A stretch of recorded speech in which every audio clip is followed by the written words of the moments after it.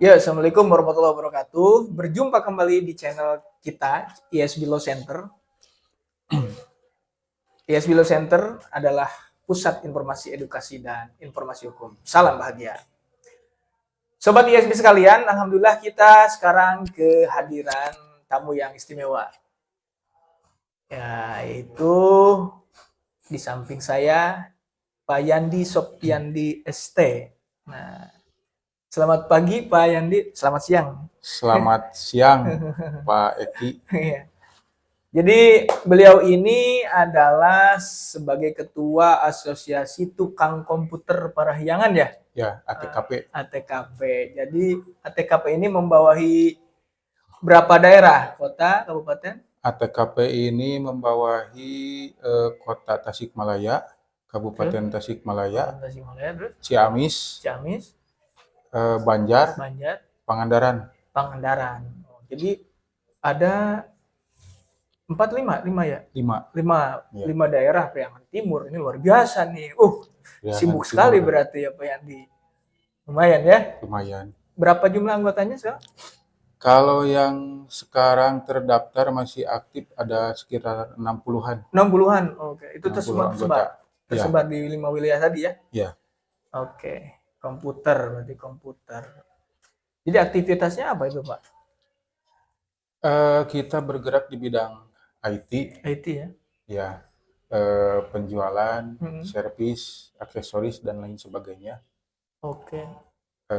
Yang bergerak yang berada di penjualan di wilayah Priangan Timur. Priangan Timur. Adapun sebagian mungkin ada yang online juga. Online. Ya. Oke. Nah, terkait penjualan IT tidak hanya komputer berarti ya, bisa apa saja termasuk handphone dan lain-lain.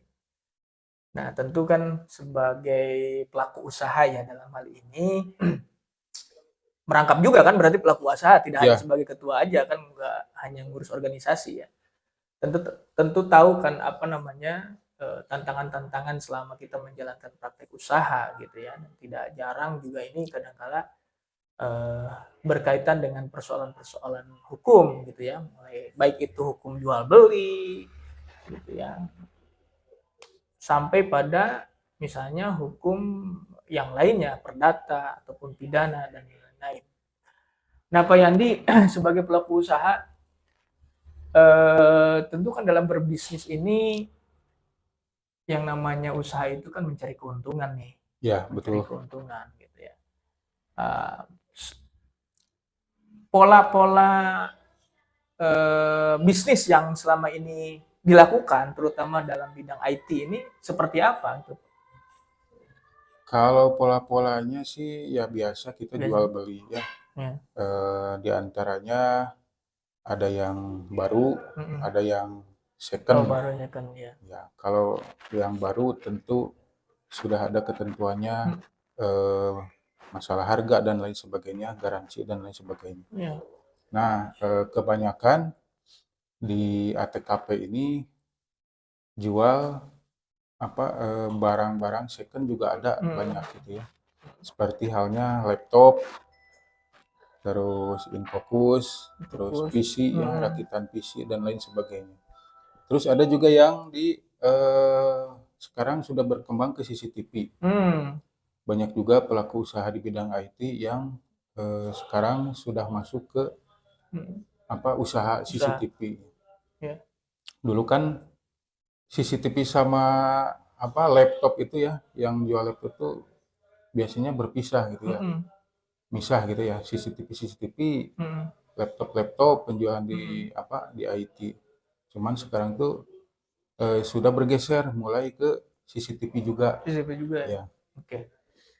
Banyak sekali berarti ya variasi objek atau barang-barang yang dijual belikan gitu ya. Dan tentu tidak hanya ATKP, barangkali ada asosiasi yang lain.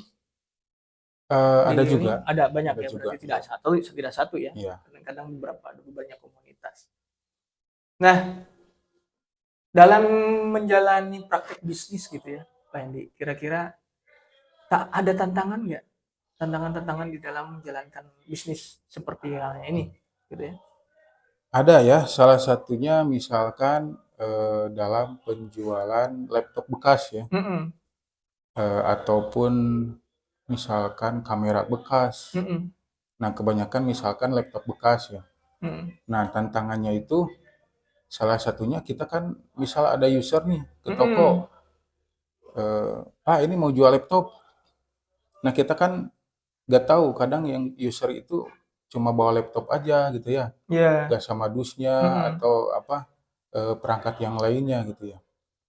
Nah, kebanyakan apa ada satu masalah, misalkan laptopnya apa laptop curian, Oh ya.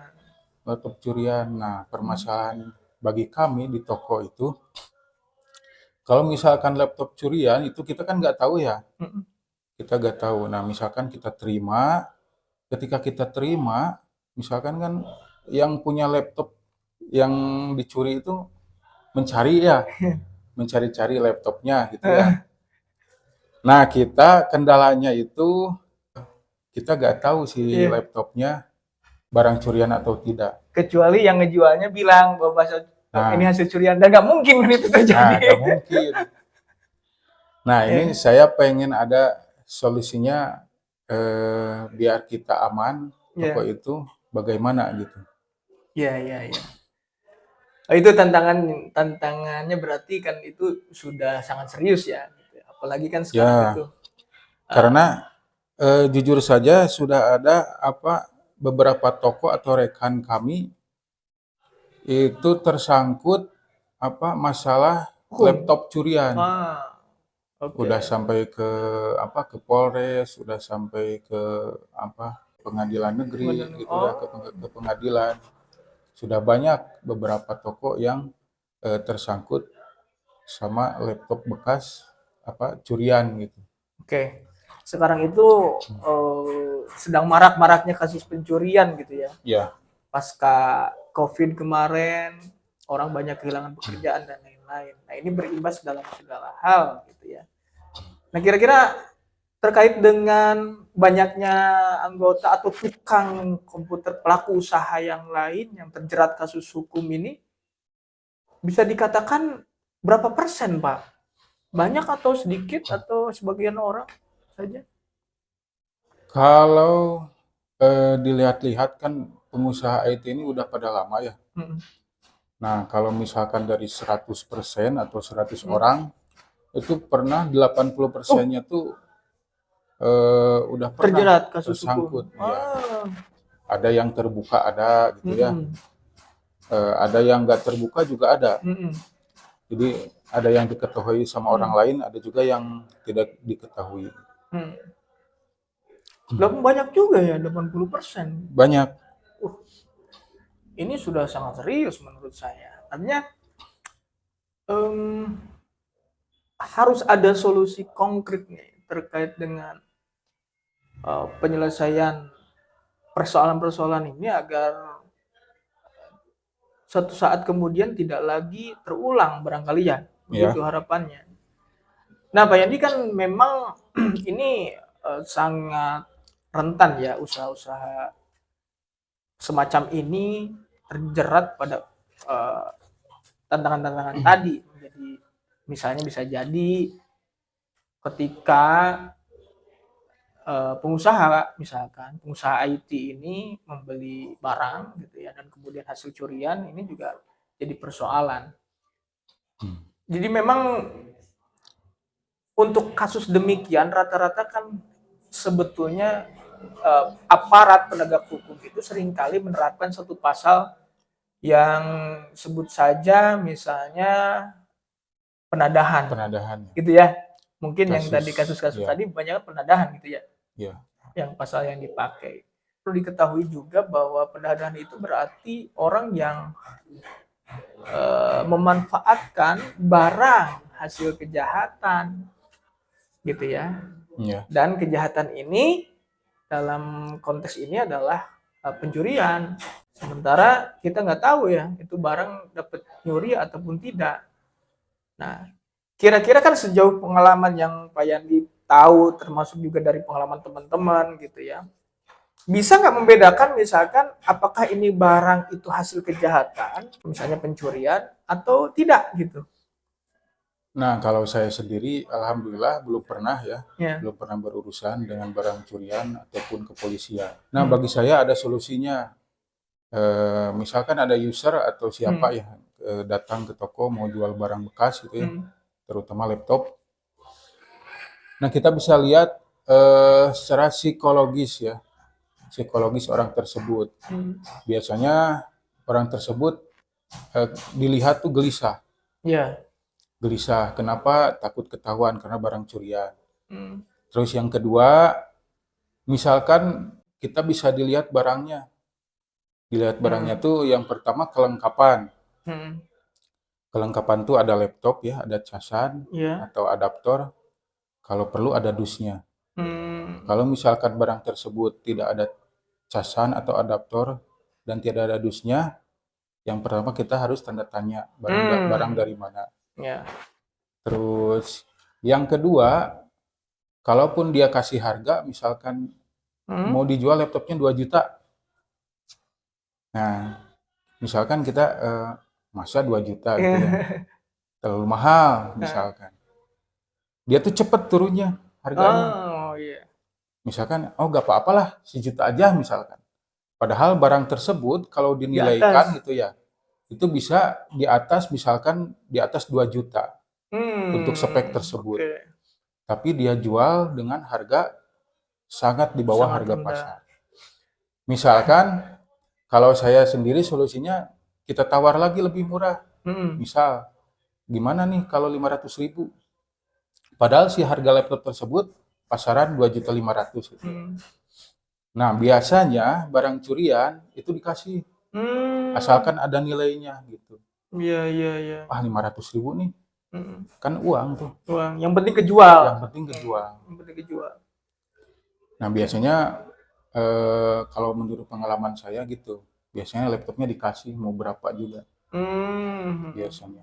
Jadi jarang orang curi ya, bekas curian, harganya ditahan.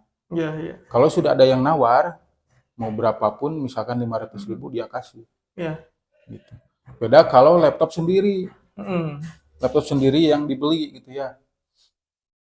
Pasti dia tahan ada dulu. Tawar tahan harga. Ya, tahan harga. Karena dia tahu kan harganya berapa, harga belinya waktu harga itu. Harga belinya tahu.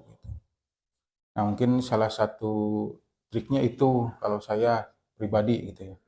Mungkin masih banyak trik-trik lain sih yang berusaha di bidang IT. Betul.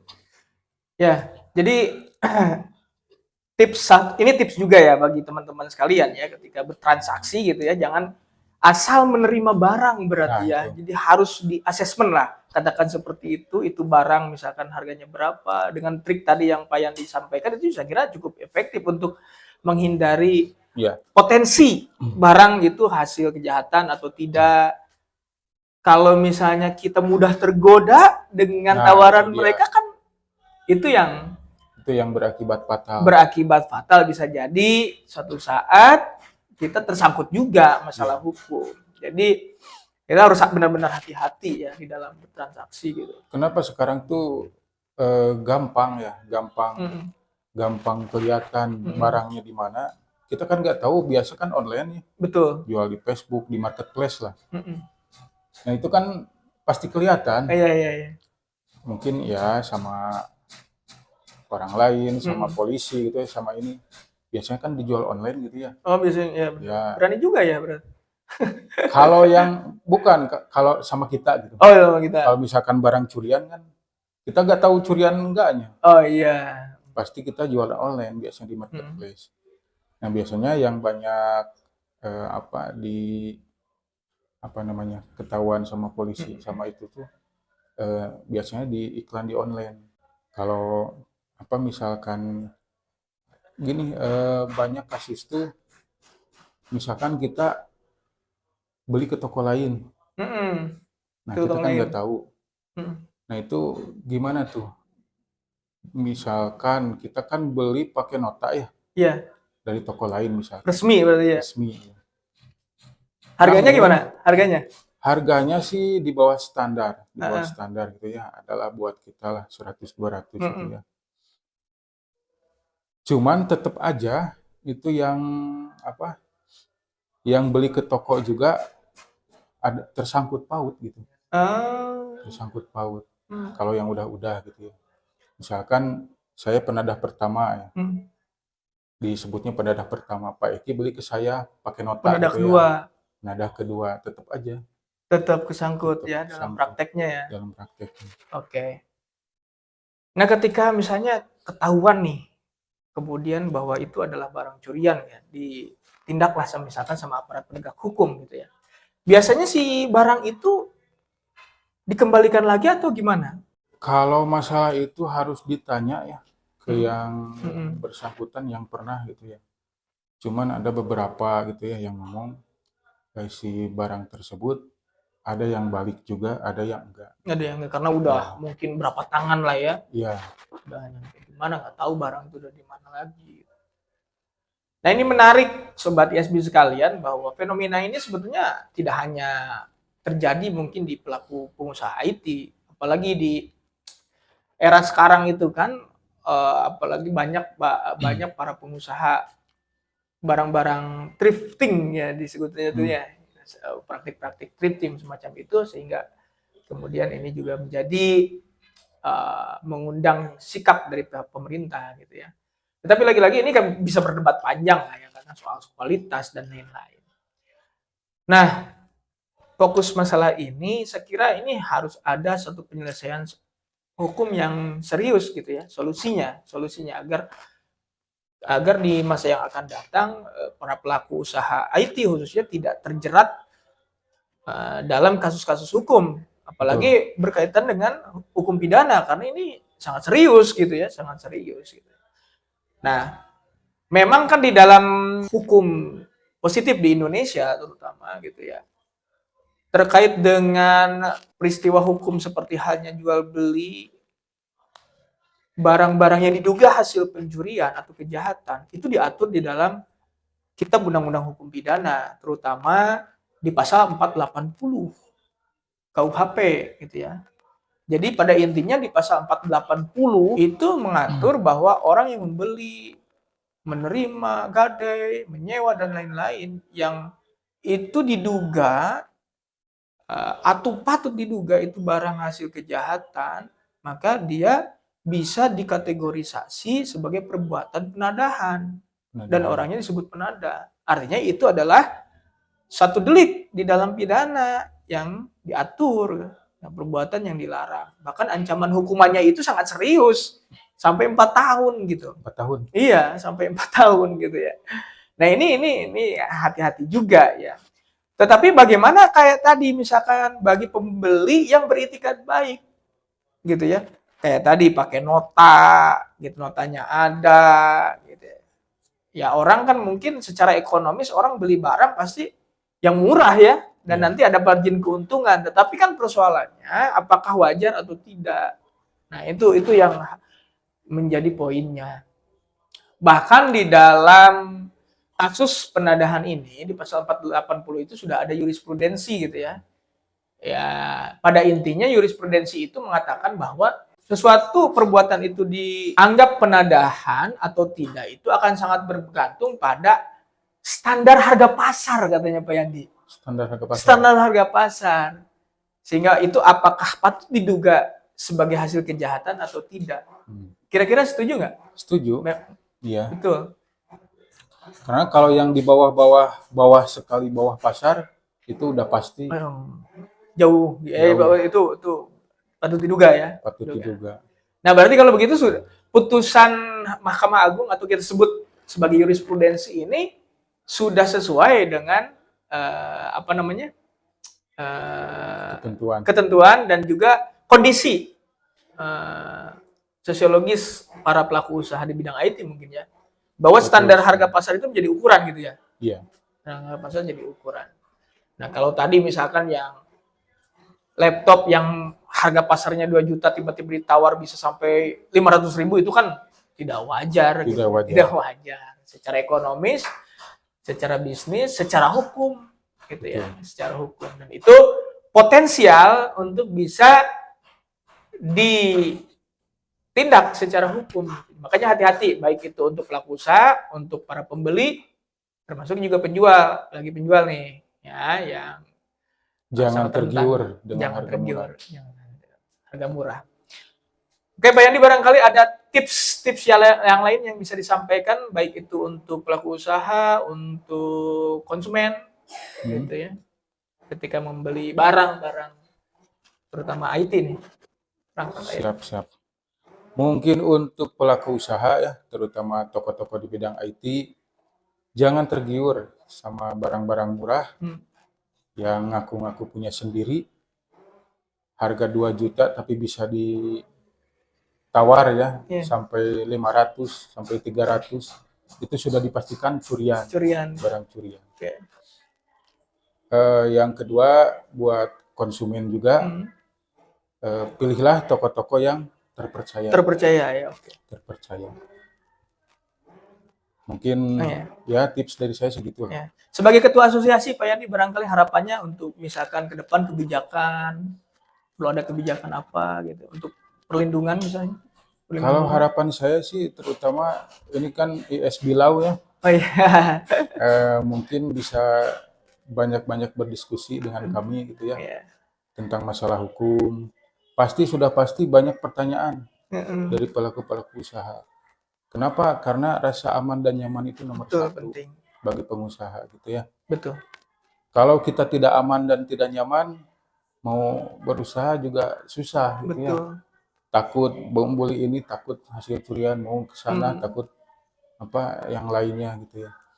Nah, mungkin kedepannya ada solusi-solusi, mungkin secara hitam di atas putihnya bagaimana agar kami pelaku usaha tidak terjerat masalah yang sudah menjerat rekan-rekan kami yang lain. Oke. Ya, terima kasih Pak Yandi atas sumbangsi saran, masukan, dan juga tips-tips tadi yang sudah disampaikan. Mudah-mudahan ke depan kita bisa carikan solusi bersama-sama agar kita bisa nyaman berusaha, bisa aman berusaha gitu. Dan imbasnya adalah kesejahteraan masyarakat meningkat. Nah, jangan sampai hukum ini kemudian menjadi hal yang menakutkan. Sebetulnya hukum harus hadir, itu memberikan jaminan perlindungan terhadap warga masyarakat. Sekian diskusi kita pada kesempatan kali ini. Sampai berjumpa kembali di lain kesempatan. Wassalamualaikum warahmatullahi wabarakatuh.